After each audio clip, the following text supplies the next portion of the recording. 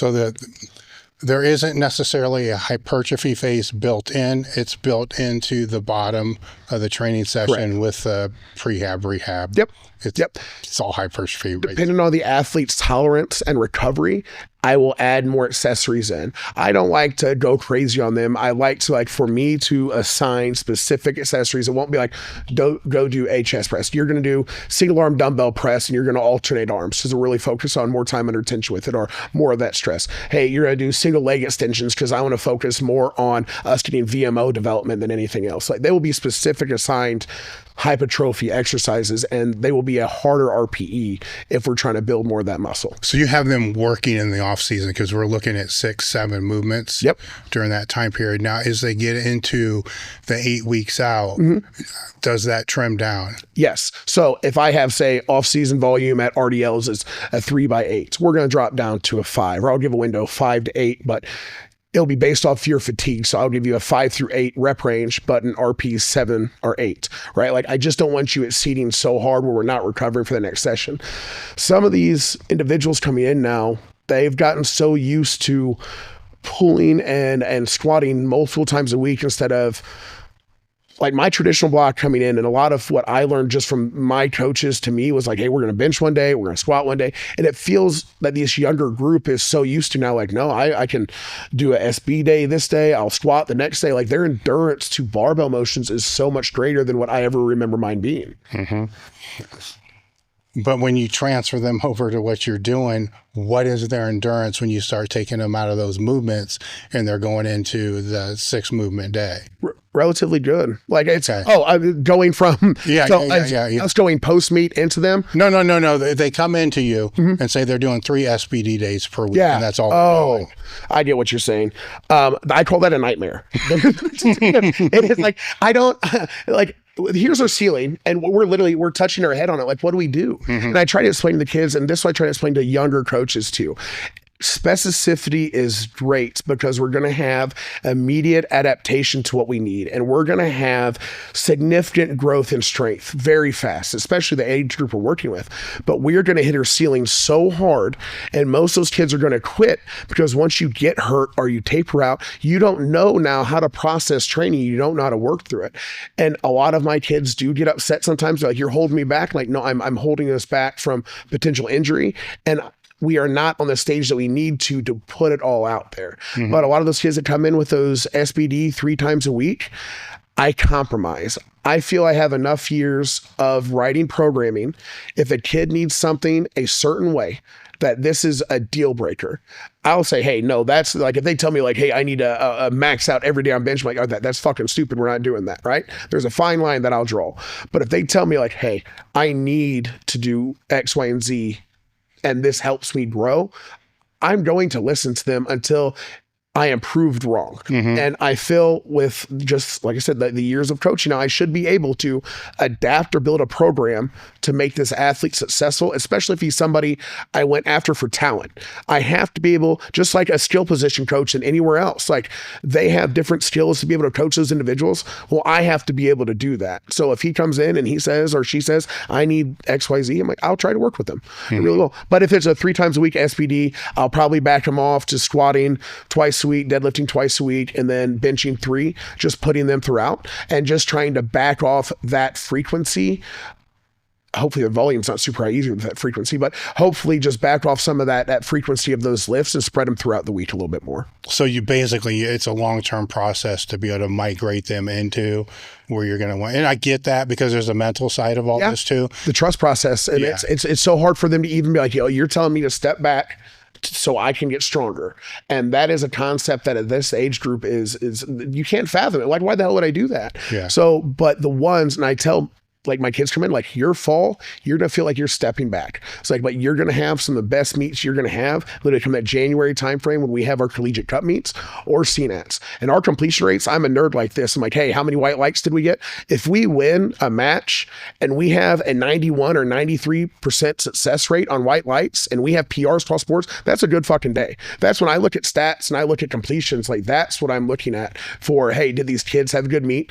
Did their program in off season translate well? And I think that really for me answers that question. Is like, we're still PRing even with this volume-esque in transition, and the kids are still in a winning system. Well, they'll buy in. Yes, because they're getting stronger. I mean, overall, that's the key thing. And I can control that too. And that's something from a coach's end, everybody. The hardest part is pivoting off of a plateau. You're like, well, now where do we address? And a lot of these lifters, when we get to that point, like that is the detrimental point where they can't continue anymore. So I think me able to control that and to maybe hold them back, maybe 5 Ts, 2.5 Ts, to be able to continue progression immediately into our off season.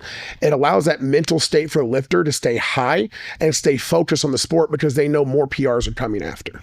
All right. You answered the question in regards to, how you anchor the RPE. The follow-up question to that would be, now, how do you anchor the fatigue management? I'm really excited about this. I'm like nerding out over it. So I'll do a 4-week block, and they have essentially the weeks laid out. Like, this is what I want. And I will revisit them week to week. They fill in their RP for me. I will see based off of what they returned information off of. And then I will get feedback for the next week. Do I need to, all right, we're at 85% for a 3x3. Well, that's an RP 6. So we know that essentially like they're going to be exceeding my RP. They're exceeding what would be a challenging range for like 3x3s. I know that their growth is going up. So when I would revisit that program for the following week, I would look, I'm like, all right, that percent is no longer applicable to my programming scheme because they're exceeding it. Right. So I'd be, all right, we're going to start just basing our 3x3 off of RP now. And then we'll have an ascending RP based off your 3x3. So it's my job to adapt weekly based off the feedback of what I'm getting from the kids. And what are you looking for that feedback? I have a note section in the bottom. I have an RP rating and a weight system where they will put the weight used, they will put the RPs, and they'll leave any notes with it. What I'm looking for is if I know we're in a volume phase and I know if we're supposed to be hitting, I'm recommending an RP 8 and they give me an RP 9 on week 1, couple things. We either deloaded too much, like the drop in percent or difficulty was too much to be able to rebound to that next week, that it didn't feel normal. It felt like a heavy transition, or something's wrong I have to talk to the athlete about. Like, hey, give me feedback, what happened? If neither one of those things are going on, then somehow I have screwed up on prescription on the load and that. That's where I'm like, the only thing I could come to if there's not a fatigue management issue, like the athlete isn't like, hey, I didn't sleep, I didn't eat, whatnot. And I looked at, well, my athletes give me the correct feedback. They've given me the things I need to account for this. Then what am I doing in my programming that's not equating to this athlete to be able to hit those numbers? How would you know then if it is the outside variables? Conversation. I see my kids every day. And that's the good thing about the in-person coaching is either talking to them, I see them in passing, just the culture of the gym that we have for our practice sizes allows me to have that very close relationship with the kids. I know their grades. I know who's ineligible. I know who's midterms that they didn't show up for. I'm like, I know their family stuff. It's a very, when we look at the coaching structure, those things that allow me to know what's happening in training is greatly provided by the culture and structure of how our practices and teams set up. All right. So let's say they come in and they're a mess, right? Not a total mess. I mean, a total mess, it's a day, moderate mess. You can tell by their nonverbals when they come in that it's not on point. You can tell by their warm-ups it's not on point. Do you then, because you have many options here, you can adjust the RPE of the main lift, or you can still force that main lift, but adjust everything that happens after that main lift. So where are you going to go with that? Depending on my athlete, I'm going to look on like, okay, is this an external factor where like if they're struggling with upper back and they can't keep it, is this something I'm going to potentially put SSB bar on just to have that external reinforcement of, hey, stay a little bit more vertical? Or is it going to be something when I look at, repeat the question, Dave, sorry. So they come in and non-verbally, they're not on point. And they start their first movement and you can tell through the first movement, they are I like to look at this like a video game. Like you want to come into the training session with like 80% energy bar. Yeah. Right. And then you don't want to take all the energy out, in a session. You want to leave a little bit so you can recover for the next session. But they don't come in at 80%. They come in at 50. Yeah. Right. So you already know. Yeah, I can tell. I can see. You already know instinctively as well. Something has to pull out that day. Yeah. Is it going to come from being pulled out of the main lift, or are you just going to drop secondary lift? If it's a newer lifter, I will have the conversation of that RPE will be graded off of your technique. And if they come in and they're not moving well, and we're like, hey, like this is breaking down, like we need to go to only the weight that we can hold X, Y, and Z accountable. And that's where our fatigue management would come in. So we would greatly reduce, we would say the RPE, but ideally I still want them to stick to what is challenging to maintain that position of motion. So the RPE would then become far more technically based? With our newer lifters. With the newer. And once I start and they're in system, my junior seniors, and we're learning how to move, then I'm like, all right, that's not a true RPE base, because we've had so many hours of reinforcement of that's a good lift, let's fix this. But my younger kids, I guess I give a little bit more grace to, where they're like, hey, we need to really work on reinforcing how we move. Let's just focus on doing this, keep our chest upright, let's lock our back a little bit more, better depth, whatever we need to work on. And then that will be our primary focus around the RPE. When we have those days, I do stress that we push accessories. We can't have such a day where it is such a step back, where we are just like, it really wasn't a working day. I lost a day of training. So I'm like, if we step back in that, I'm like, we definitely need to make sure that your 8s and leg press, they are an 8 and that you're pushing it. Like, all right. Yeah, I try to make up on that and that. So you'll pull back on the main movement. Yes. And then keep the others. Yep. And try to make up for that, I guess, amount of fatigue they would have endured with the heavier load. I try to hit that on the accessories followed. What are the most common technical breakdowns that you see in the squat? Oh, the thoracic. Thoracic is, I don't think too many people, for myself, I think there are staple exercises for thoracic that should be implemented. Like I love SSB. Like it will be always in the kit stuff. I love Zercher carries. I love stuff like that can help reinforce it. And some of the kids have never even held in a Zercher position. High bar, even that elevated position, most have been cramming that bar down on their back for so long. Even that little bit of range of motion that could condition a little bit more has not been implemented. But it is primarily the biggest deficits I see. Very, very poor bracing. I revisit that, like non-existent, belt overly tight just to maintain position. Thoracic have no awareness when they come out of the pocket of how their elbows are kind of just unraveling, which is resulting in that kind of kyphotic fold. And then feet are shit. Like it's really bad, but like the concept of rooting or keeping your whole foot engaged it's the whole tripod concept I do teach to the kids, but I'm like, to have your whole foot, and I'll have some kids where they're on a toe or literally just on their arch. I'm like, how can't you feel that? Or how is that not a concept like, hey, like if we have more foot to push through, you're going to have more power. And that's what I'm trying to teach them too, is just like, how do we just have a better foundation or a better base or stay more stacked throughout a lift? Mm-hmm. And it sounds very simple, but some of these kids are so naturally talented. Simple goes a long way, where if you can rein in how strong they are and you actually make them learn how to brace, actually carry the load over your lats and hips, like that is going to pay dividends for some of these kids who are already placing top 10. Yeah, the rooting thing drives me absolutely fucking nuts.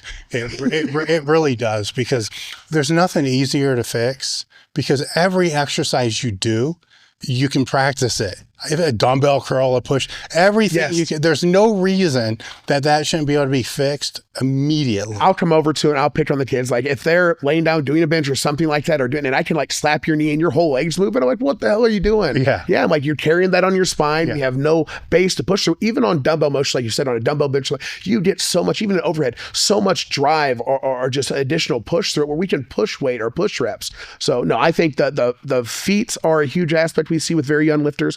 But they also try to cram into shoes or ollies or things that is just trending that doesn't even work for them. Mm-hmm. So I try to get kids to learn from, I like Notorious Lifts. I like them a lot. They sponsor the team. The reason I like them is they're minimalistic, and I like us to kind of feel the floor more. So the more we can feel the floor, the more we can actually feel our feet, I think the better connection we can. And it's something where the shoe prescription, I think, can play a big part in that. We have a lot of kids that like to do barefoot. But right now, it's my big thing is like we can't do that on the platform. It's such a unique feel doing it. But I'll get a lot of kids who are like, I just don't like wearing shoes. That doesn't happen, man. We can't do that. Yeah. So, well, it's weights do fall on the feet too. So. Weights, and then we're in public, and some of them got some nasty toes. Well, the bracing is another thing that can be utilized in every movement you do as well. Yeah. So you spoke earlier about some of the movements / drills that you'll have them do for bracing, but how do you verbally go about explaining to them how to breathe and brace? Positional. Most of them are tactile learners. Start off, I'll put them in the 90-90, put their feet up on the bench. If they have no concept of how to do it, I'll start to put them in the posterior tilt. I'm like, hey, this is kind of how we move our pelvis. Now I just need you to breathe your spine into the floor and just have them sit there for a little bit, and we'll come back. Those are things we revisit. The outside stimulus, so we talked about the different bracings, like I teach them to brace by putting them in that side plank or that high plank or alternating feet planks. Like I force the core to work so they can feel it first, kind of so they can engage it. Well, the tricky thing with those movements is it's easy to cheat. Because you can hold a plank. I mean, some people hold it for 20 minutes, but they're not bracing at all. And I'll be a pain in the ass. I'll come over. I'm like, hey, your hips are too low. We're going to turn your pelvis under. If I see a lot of anterior pelvic tilt, a lot of belly button sagging into the floor, I'll put them where we need to. I'll put them in proper position. And I've taught a lot of the other kids, like, hold your teammates accountable. Like, you know what looks good. And they start to carry that over. And knock on wood, like our injury rate is fairly good. Mm-hmm. So now if we jump over to the bench press, where are the technical flaws that you see there most frequently? Leg drive's non-existent for so many kids, which for me, like the leg drive and the rooting sets up your ribs and your arch and stapling your back. So without having leg drive, you have a dog shit bench. So for a lot of these kids come in, their bench is one of the things that we see the biggest progression on. Because again, I train under Josh. Josh knows how to do one thing. He trains bench phenomenally well. And getting these kids, my lightweight lifters now, to learn how to use their legs and learn how to really get their ribs into the press are seal rows. And that was something I got from Josh. Like he killed me with them. Seal rows are a staple on my bench day. I think how they make athletes use their lats and elevate their ribs when they pull it into them, I think that is the exact reverse motion that needs to be taught with the bench. So when I look at breakdown of benches, they have no bottom, they have no foundation to be able to support their arch, and they have over tucking the elbows runs rampant. There is no good stacking of wrist elbow use to be able to use pec and lat. Mm-hmm. How do you go about instructing them on the stacking of the wrist and the elbow? That's for seal rows, and I swear by them. Seal rows for me is I will have them get close to the competition grip, and I will have them get to the top, and when they pull in, be like, do you feel that? And they'll feel it more on the inside of the elbow when they're doing the row. I'll put their elbows in a good position, and when they pull, they're like, oh, like those are my lats, that's my scap moving. So I'll put them in those motions to try to get them. Also, so many kids are focused on the S, B, and D, they forgot that their back, glutes, and hamstrings do so much work. They don't train accessories in them at all. Like once they're done on a lower body day, I'm not going to do a split squat or a reverse hyper or GHD. A lot of the age groups, I got my primary workload done. I'm tired, let's jet. So I have a day, and I do back almost every day for my kids. I like having it in there, and I make sure back is hammered. And once they learn to connect lats and delts and rhomboids, like actually learn how to use that posterior chain, I think it benefits bench significantly, because it's no longer the pec and the shoulder carrying majority of the load. It's that lat. It's carrying that down and assisting you at the bottom. Now with your back frequency, is it primarily vertical pulls one day and horizontal pulls one day, or is it both all days? I will see where we're weakest at. Yeah. Right. If it's lats, like, hey, and we need to do a vertical pull, like, we'll do that. If it's a mid row, if it's somebody like that where they're a conventional puller and I want to get more meat in the middle, more middle of lat, like I will do a lot more row variations. Single arm, machine. I love cable machine rows, and I like the mad grip variations just so we can get a little bit further back. I try to implement a lot of that stuff to try to get the back engaged with. So you're just hammering wherever you see that weakness. Yeah, the weakest point. Okay. It's just like, see it, check it off, let's do an exercise to see if we can accommodate for it. So depending on the day, I'll recognize, hey, maybe going into a deadlift day, we're not going to have a shit ton of back the day before. Like I will be mindful of those things. But if we're early on in the week, like bench day, if we bench first, we'll have probably lats, pull down stuff that was just engaged. We go into squats. Hey, I'm going to probably have a mid row or something like that. Just something that I'm still getting some back stimulation that I feel can contribute to the overall load. All right, now the deadlift. Deadlift, it's deadlift for me, I don't hit a lot of lat in. Like deadlift for me, that's the day I'm hitting my GHD, my reverse. No, where do you see the technical break? Oh, the lockouts. Even on a stiff bar, slack. A lot of this overextending cue. What do you mean slack on the stiff bar? So some of the kids, they will squat almost. So we'll look at a sumo. If you can squat down to the bar and like you're still there and then you go to pull it and you hear that click clank. Yeah, you know what I'm talking about. And then, or I'm like, hey, do you have tension on the bar? They're like, yeah, I got the slack out. I said, let go of the bar. And they let go and they go nowhere. So, like there's no pre-tension essentially even in the stiff bar, even though the bar doesn't bend. No, like but we know it clicks, yeah. And the click drives me nuts. And that's the one cue I'm like, if you can hear it, I'm like, we need to be fixing it. And that's the minimum amount of tension we need to be putting into the bar. So I see a lot of that where we don't have proper slack engagement with it, overextending at the top because it keeps getting kids rise and fall of the bar. They'll get top and then they'll roll and then the bar drops like 4 inches. And like, it just is by rule book, by literature, it's rise and fall. We got to be able to hold it up top. But those are the big things that I see. Bracing, I'm just going to beat a dead horse with.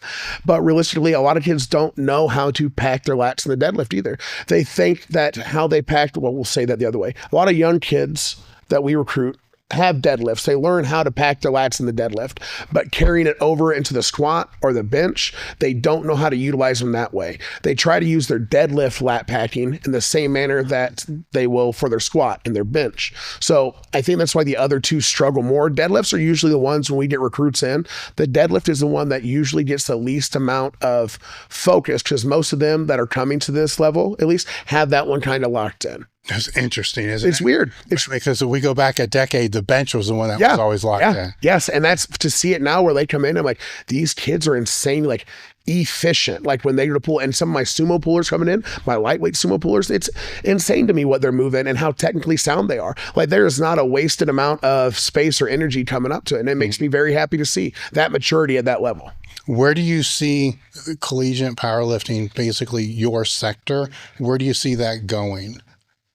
If we were to say 5 years from now, I like to be optimistic and I like to think that hard work will pay off.